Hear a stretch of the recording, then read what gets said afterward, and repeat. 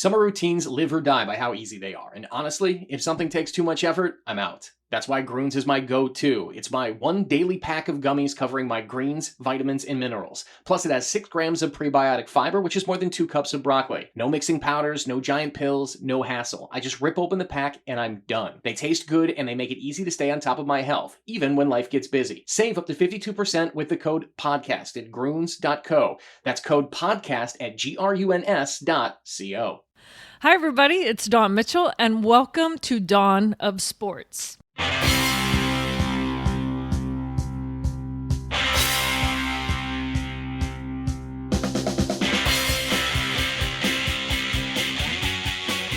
This week, Jim and I have a great guest, and if you are a soccer fan, if you have not been paying attention to the Gopher women's soccer team, you are missing out. They're having their best start since 2008. We have their head coach, Erin Chastain. She's a former Gopher, 3-year captain, was on a Big Ten championship team, so we have a great conversation coming up.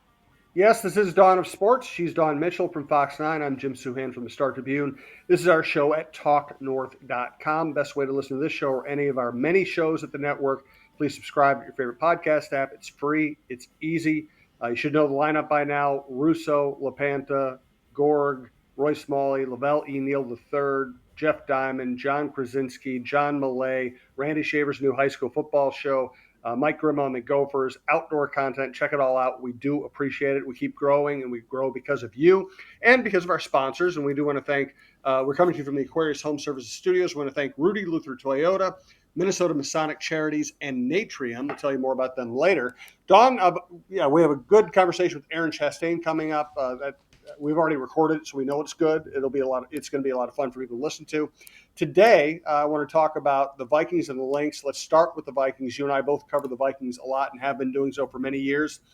They're 2-0, and the only thing better than being 2-0 for the Vikings right now is the fact that both games have been impressive. Yes, it's how they're 2-0. And then they beat a very good 49ers team. Yes, and I don't want to say I was surprised they beat the 49ers. And like I've always said on our podcast, I wait till game number 3.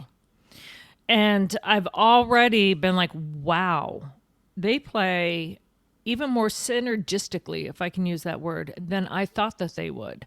And so I've been impressed because it's defense, offense, and special teams. Albeit, let's forget like the first 3 minutes of the first quarter against the Giants, okay? That's just like getting the kinks out. But especially so, Jim, how the Vikings defense handled San Francisco. And I agree with Kevin O'Connell. Yesterday he said, not only was I impressed with the fact that they're containing them, but they're still flying in the fourth. So they're conditioning and they're ready for it. B-Flow has that defense just humming. And then on offense, when you see guys like Jalen Naylor, like sacrificing the body, blocking, also catching footballs, and even with Justin Jefferson out, and then you got Aaron Jones and the O-line really giving Sam Darnold time. There's just so many things to pick apart that I've been impressed. I don't know about you. Yeah, and I really think what you're seeing is the brain trust kind of going to work here. Kwesi we all know Kwesi, his first 2 draft picks as Vikings general manager were horrendous, and he's admitted that. Really, since then, he's done a really nice job of roster building. O'Connell is now showing that, you give him a quarterback who has any talent at all, and he's going to find something that works. And Brian Flores, I thought last year he did really well with an undermanned defense. And now this offseason, you lose to Neil Hunter, your best defender, your best pass rusher, your only really top-notch pass rusher, and the pass rush is better this year. Why? Well, I think Brian Flores likes having a bunch of players who can fill that role instead of relying on just one person and one person that the offense can double team and identify and try to take out of the game. Now between Van Ginkel, Grenard, Dallas Turner, Cashman, Patrick Jones, they've built enough depth that they can play the way Brian Flores wants to play. And we also have to give out a shout to Stephon Gilmore, who came in at the last minute and has just kind of seamlessly kind of gone in with that defense. So you get guys that, A, know what they're doing. they're savvy, and they're excited by B Flow's defense. And the fact, like you said, they're very versatile and they can kind of get off the ball. But Pat Jones did say, hey, listen, this is my second year in the system, and this is why he has 4 sacks in 2 games. And I call him the silent assassin, right? Because he just kind of smiles and goes about it and does it. And he just said, I give credit to my teammates, but now that I'm in my second year with B-Flow, it really helps me. So I think maybe the veterans coming in, they've been in sometimes a couple of different defensive systems. They like it. They love this challenge. They like being versatile, and they're fast. And I've been really enjoying it. And let's keep our fingers crossed that Dallas Turner's knee is okay, because I've been really impressed with how he, as a rookie, has just fit in with this defense. And Gilmore that's a really important name to bring up here. And by the way, I want to point out that people on this podcast network frequently tell the teams what to do. And when the teams listen to us, they do very well. Jeff Diamond and I were saying for 4 months they needed Stephon Gilmore. They finally bring him in. And I think that's maybe the biggest change in this roster from last year's roster. Last year, they were trying to get something out of Booth. They were trying to get something out of Caleb Evans. They were trying every young player they had on the roster, trying to get them to play like NFL cornerbacks. And by the end of the year, it wasn't working. They just ran out. They weren't good enough. This year, between Gilmore and Shaq Griffin coming in, now all of a sudden you have 3 veteran cornerbacks who can play almost all your cornerback snaps, with Josh Metellus being kind of a hybrid safety cornerback. Now all of a sudden you have all veterans playing. You know, the kids only get on the field in blowout situations or because of injuries. It's completely changed the way this defense plays. Absolutely. And you talk about veterans, and Harrison Smith joked around like after that first game and goes, a younger me against the Giants would have taken his interception to the house, or at least tried. But he likes to make fun of himself, but they're still playing at a high motor level. So you take all of these veterans with all of the football IQ, all of that talent, and they're still playing at like a high motor level. It's awesome to see. And I also like that they go after them. Like there's maybe one time where you're like, hey, come on, can you give a little more pressure? But that was because someone had just gone out. But I love the high quality of the effort, the pressures, the movement of seeing how B-Flow is interchanging people and moving them around. For me, it's been exciting to watch, and it seems that the players love that too. So when the players are energized like little kids and they're enjoying it, that's a really great sign. By the way, if you like Vikings coverage, we have 2 Vikings shows on the network. We have Jeff Diamond's Vikings and NFL Insider with the former Vikings general manager who I've known for 35 years. And we have the Viking Update show, myself and John Krasinski taking a writer's view of this. And I said this on the Viking Update show this week. One of the things I appreciate, even when they were losing, last year was a rough year for them, I appreciate the vibe around the organization these days. I've covered a lot of Vikings teams where you really didn't want to talk to the players. You really didn't want to be in the locker room. You really didn't want to deal with these people. You just kind of did what you had to do. And we've seen this reflected in the Players Association surveys. Everybody likes playing for the Vikings. There's a good atmosphere around the place. O'Connell treats people well. Kwesi treats people well. The Wilfs treat people well. And so it's when they win, it's not we're gonna put our fingers in your face and tell you you're wrong. They just enjoy winning, which makes it a lot of fun to be around them. Right. I really do enjoy, and what I do enjoy too is on the offensive side of the ball, we all knew that Justin Jefferson was going to come out and play well. And we're hoping that that thigh contusion is okay. But when you have someone that kind of buys in and they're a pleasure, and then they come in like Sam Darnold, how to handle that situation. Like, I'm coming in here, but I know that you guys have a draft pick, and then just kind of getting to work, and then having Justin say like, hey, just trust my double team, and just to see the confidence that Sam has quietly, but just to see how the team is behind him, I've really enjoyed that. And I've enjoyed seeing Aaron Jones kind of step in there and just change the game. And then you get guys like CJ Ham, that's like a linebacker out there on special teams, like, just say, all right, I'll do whatever it takes. Like he said, he goes, I'm still on the team. I'm going to take whatever it takes to do anything for this team. That's that mentality that the players have that trickles down from what you just mentioned about management and head coaching. It's hard to get that mentality that the top brass has for the players to have it as well. And they do. I think that's the thing, Jim, right? On to another winning story. The Minnesota Lynx I'm more surprised that the Lynx are about to lock up the second seed, it looks like, in the WNBA than I am that the Vikings are 2-0. The Lynx are coming off 2 losing seasons. They don't bring any stars in. They barely are playing their last 2 number 1 draft picks, and they're going to be the second seed. And they just went and beat the number 1 seed on the road. I'm blown away by what they're doing, and it is the essence of coaching. I think this is Cheryl Reeve's best coaching job ever. This is someone who was already going to go into a Hall of Fame no matter what happened this year. I think this is her best coaching job ever. She has 1 potential Hall of Famer on her roster. Her championship teams had 4 or 5, and she's winning at the same rate as the championship teams this year. Yeah, and what I love is how they're playing as a team. We all know Nafisa Collier, but Alana Smith, Courtney Williams, Kayla McBride. You just kind of go down the list, and then you quietly see like maybe all 3 of them will have a double-double on a given night, and in different categories. One will have it for, points and rebounds. One will have a points and assists, but it's the unselfishness of this team and doing what needs to be done.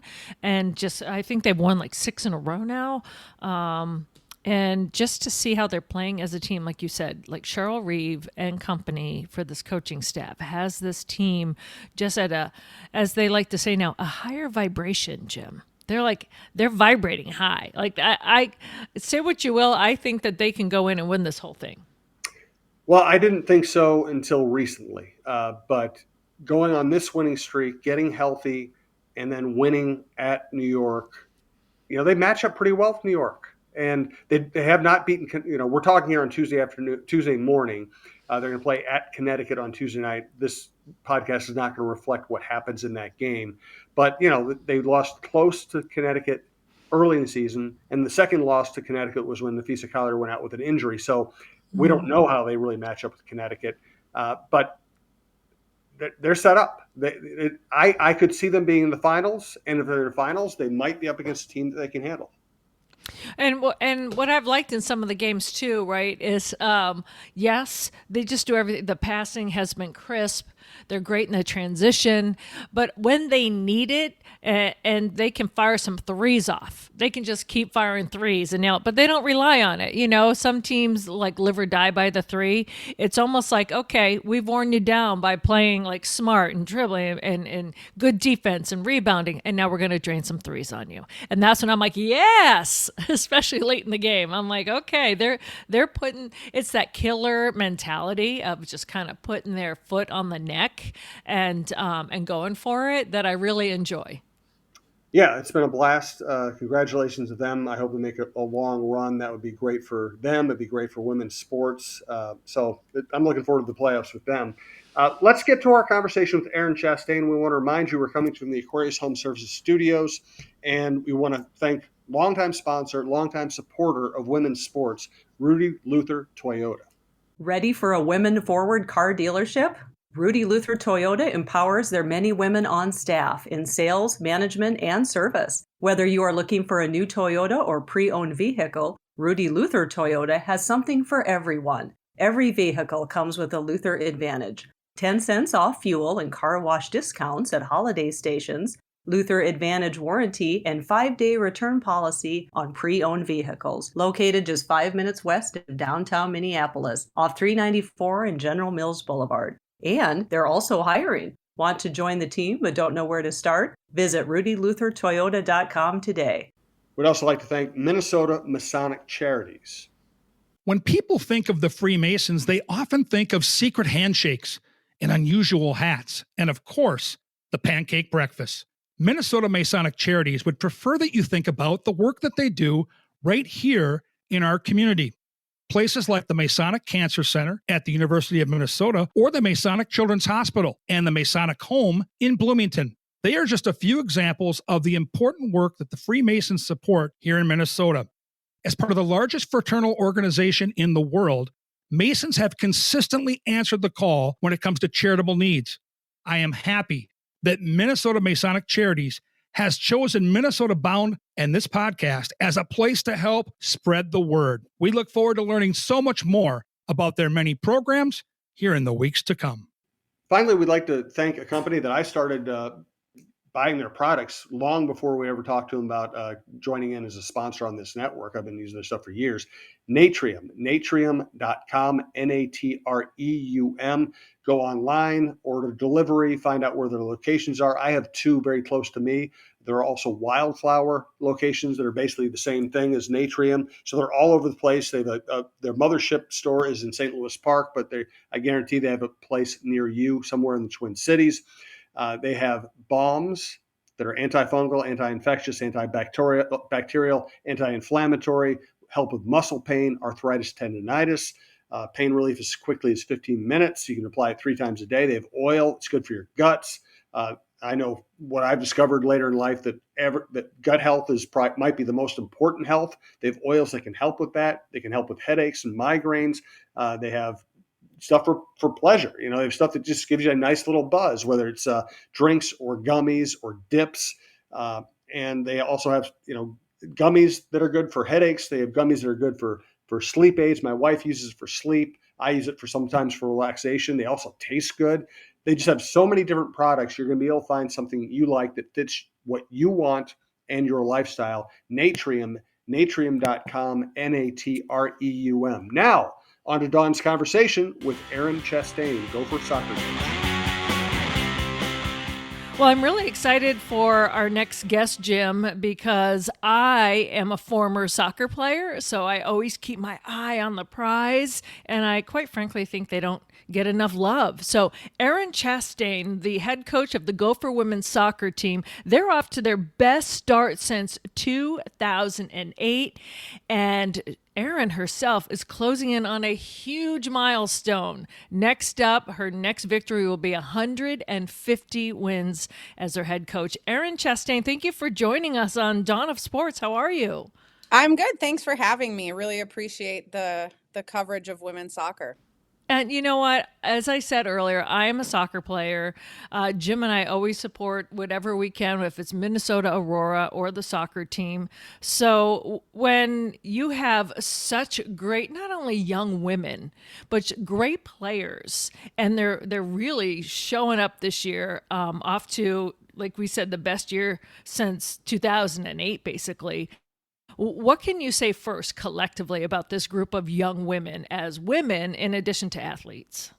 Yeah, I mean, they're an exceptional group, really. We felt like we had a wonderful off season with this group and then added some real talent to our team in the off season, whether that's from the transfer market or incoming freshmen. And so we were really excited about the group's potential, and they've really just come together on and off the field. And obviously we have a lot of momentum right now, which we felt would be important going into a really challenging Big Ten season. So, but certainly we love the group. I think we have veteran players that are really performing at a high level and trying to leave their legacy at Minnesota, and that's really fun to see. And for you, being a former Gopher yourself, when you took over the reins a couple of years ago, first, that's kind of like a dream come true for many coaches to be able to coach at their alma mater. And when you first got in there, what were your thoughts when you're like, oh, I get to do this and take over my old team? Yeah, I feel really fortunate to be at Minnesota. I had such a wonderful experience as a student athlete at Minnesota playing for the Gophers, and I'm from Minnesota. So for a lot of reasons, this was my dream job. And you're never quite sure if you're going to get your opportunity to get your dream job. So when it came open, it was just a huge blessing for me and my family. And once I got here, I think driving to work every day, I just would look at the skyline and say, I can't believe this is where I am. So really, really excited to be here still several years later, and really excited about the work we've put into our program to have the right student athlete from a character perspective, from an academic perspective, and an athletic perspective representing our program on a daily basis. It's been really, really rewarding for me to be here. Before we get into some of the girls that are on your team, I want to give you your own flowers because you're no slouch. 3-year captain. You were also on the team back in 1995 that won the championship, the Big Ten championship. Back then it wasn't Big Ten, but how is that to kind of walk in there with the kudos? Because young players, they want to look up to someone that A, has played the game, B, has been to a high level. What do you remember from your playing days that kind of gives you some street cred, when you're coaching these girls? Yeah, I mean, I obviously remember a lot from my playing days. We had a wonderful coach. We had a great program. We won the Big Ten, as you said, in 1995. Went to a couple NCAA tournaments and really had a wonderful group of young women in the program. And so I don't know if it gives me credibility, but I certainly know that our team knows how much I love this place and how I want our program to be competing for Big Ten championships. And so I think from that perspective, they know the passion and energy I'm going to bring every day to try to help us reach our potential and achieve our goals. When you already have 149 wins as a head coach, does it come fast? Like I always, when I talk to some other athletes and they either follow or don't follow their own stats, some of them are really surprised. Like, oh, okay. How are you in that department? Did you say, oh my goodness, 149 already, or how do you follow those? Well, I did when you said that right when you started, because I didn't know that, and that actually is not something I track. I think I'm more about how is our team on any given year. I would say the losses go slowly and the wins are fast. So, I don't know. I don't really follow that. I guess I'm more concerned with, hey, our next game is Michigan, and let's try to get a W. Well, you also have a star, first of all, a lot of great players, and some of them that I know already, but Kaya Harper has just really been showing up on the national scene this year, and of course, leading the Big Ten in numerous categories. But from what I hear, she's also just such a great teammate and leader. What can you speak to, first of all, her leadership skills before her soccer skills? Yeah. Well, Kaya's a senior in our program, and I think I was talking to someone about her. This past spring was actually her first off-season training with our team because due to injury, she has really been unavailable in all of our off seasons, which is a huge chunk of time from January through May. And so she had a couple different surgeries. And so I think has a nice perspective of, hey, I'm healthy and I'm really appreciating this opportunity every day to get out there and compete. And in terms of leadership, I mean, I think she relishes the big moments and doesn't shy away from those. So I think from that perspective has been a good leader for our team. She really wants to win, and I know our team feels that every day at training. So she sets a nice tone of competitiveness at training every day, and obviously has then from a performance perspective played really well for us. And so I think when you get it done on game day, that always almost always equates to like, hey, I'm trying to lead my team in the right direction. Well, especially like you said, in years past when injuries have prevented her. I know mentally, injuries can just weigh down a player. So it's almost like she's broken free mentally and emotionally then on the field, it sounds like. Yeah, absolutely. And again, I think sometimes you can see this. I've been coaching for a while, and when players get to their senior year and they recognize like, hey, this is coming near the end, they can find a whole new level of success and freedom. And I think she has done that. And I'm excited to see what she can continue to do through the rest of the season. And just to give people stats, if they're listening and they don't know, Harper, she leads the Big Ten. She's first in the Big Ten in game-winning goals, and total points, and also second in the nation with game-winning goals, third in the nation with goals and total points. So big kudos to her, especially like you said, coming back from injury and then kind of getting into it, especially your senior year. You're running for glory at this point, right, Erin? Yes. Erin, I think you and I were in the same audience when Brianna Scurry came through during her tour in support of her book. Just take us through some of your connections to that world of soccer. Oh, to the U.S. team? Yeah. Well, gosh, I can remember the U.S. winning the 99 World Cup. I was in my friend's wedding and we were trying to delay walking out for her wedding so we could watch the penalty kick shootout. And obviously, little did I know then that Erin Chastain, who kicked the winning penalty kick in the 99 at the Rose Bowl, was going to be my sister-in-law in the future. So I think obviously have a real large connection to her and to U.S. soccer and to being a fan, but also, being a family member and being able to watch her compete for our country, and then obviously have a relationship with her now that she's family. So obviously really tied into that group of women who represented our country at such a high level and really set the standard for women's soccer. So I think, love watching the success of the women this past year. And, we obviously had a couple down years by U.S. standards. And so it's nice to see a new coach come in and really kind of set the standard high and then have the group achieve that standard this past year at the Olympics. As a soccer fan, what are you interested in? Because, obviously there's a very large number of Americans that like, watching British or overseas soccer. Do you watch college soccer? Do you watch the men's national team? What attracts you? Yeah. Well, I watch a lot of college soccer, obviously for pleasure and for scouting. We're a big soccer family, so we watch a lot of the Premier League on Saturday and Sunday mornings when we can. We watch the Barclays women's, watch the Spanish men's and women's. I don't watch a lot of men's soccer outside of the Premier League or the Spanish league, but sometimes we'll go to the Loons and watch them. And I got to get out to a training session with Eric Ramsey and the Loons this year. He let me come out and observe, so that was really fun. I'm really just a soccer fan as a whole. I have a weird opinion about soccer, and that's I like women's soccer more than men's soccer because women don't flop. Well, sometimes they do. Well, not as much and not as flamboyantly. Yeah, I would agree with that. I'll take a flop if you really need to draw the foul. One last question for me. I'll hand it back to Dawn.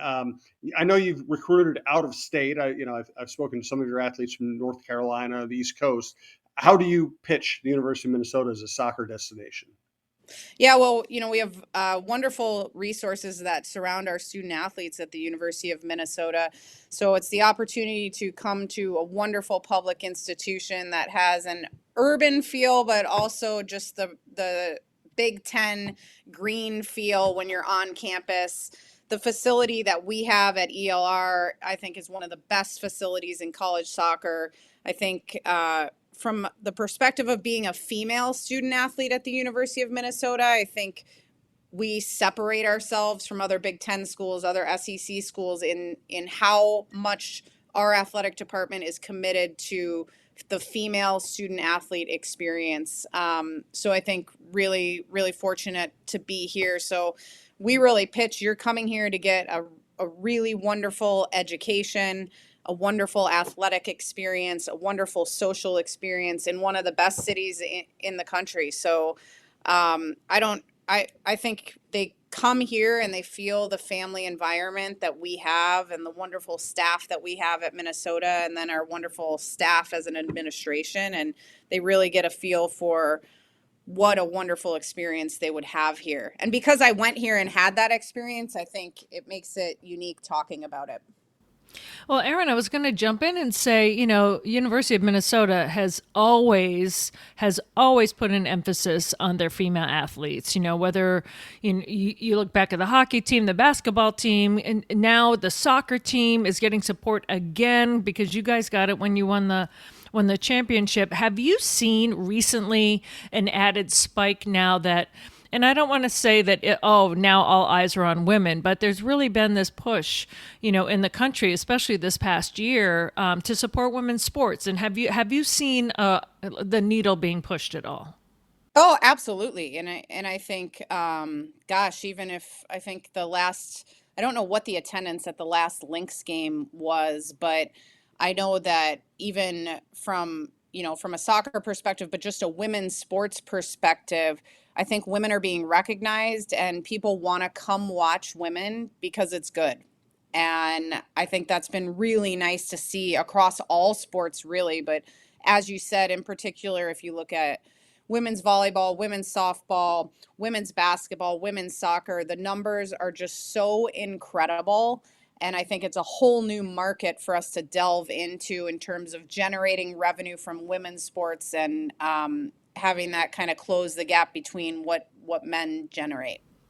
Yeah, and I also want to give a shout out to a lot of the dads that have, I'm a girl dad, that they fully embrace it, because Jim and I on the show, one of our missions is that we really want to celebrate the men who support the women's sports too. And I think there's been a rise in that, whether it's the male athletes at the U of M that go and support openly and on social media, the female athletes. I find that synergy to be amazing.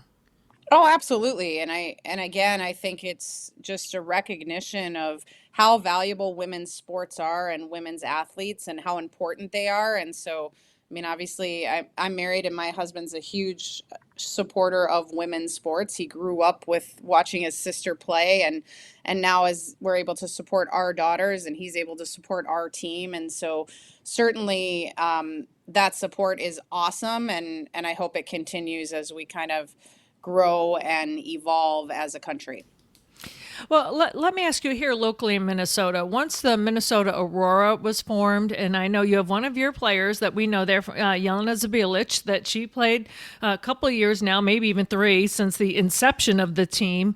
It kind of filled a gap for a lot of these college athletes that didn't have really anything to do in the off season, and kind of keep them playing and get them more experience. And how do you like that finally some of these college athletes have these other venues to kind of go and even grow their skill set? Yeah, I think it's wonderful because obviously we have the NWSL and but not everyone can make those rosters. And so I think having something in between where players can still compete at a really high level in a wonderful environment that the Aurora obviously has created, I think it's wonderful. And now you're seeing some of those Aurora players are able to take the next step and either go into the NWSL or go into the USL. And so I think it's a nice little bridge that we have created. And also I know in talking to Yell, like she has a wonderful experience in the summer. The games are sold out, incredible crowds. And so that environment is really fun for them to be able to experience as a female athlete.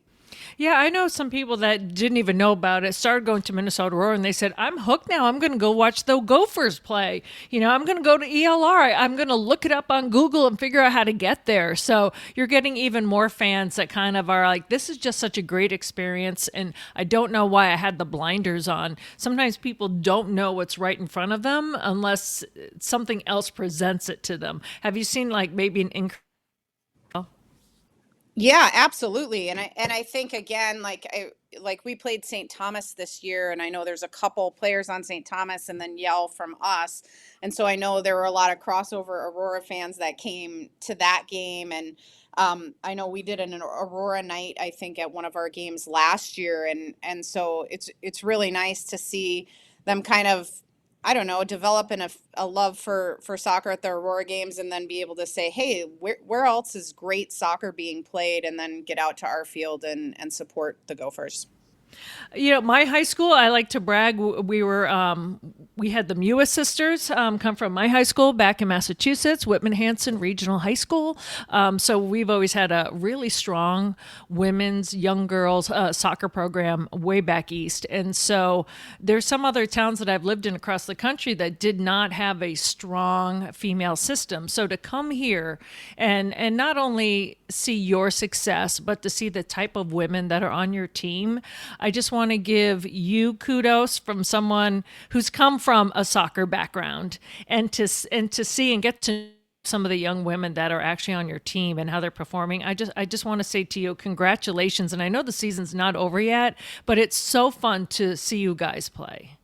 Oh, thank you. That's so nice. And, I feel really lucky to be leading this group of women, and they amaze us every day, whether it's something they accomplish on the field or off the field. And, I highlight one of our captains, Sophia Bowman, who right now is studying for the MCAT, who last year finished as the top GPA in all of the female athletes in our athletic department. And so she's this wonderful soccer player, and she's an all Big Ten player, and she's out there leading our team every day, but she's also studying for the MCAT. She's going to be a wonderful doctor, hopefully a wonderful pro soccer player. So it's incredible to see some of the things that these young women achieve on a daily basis.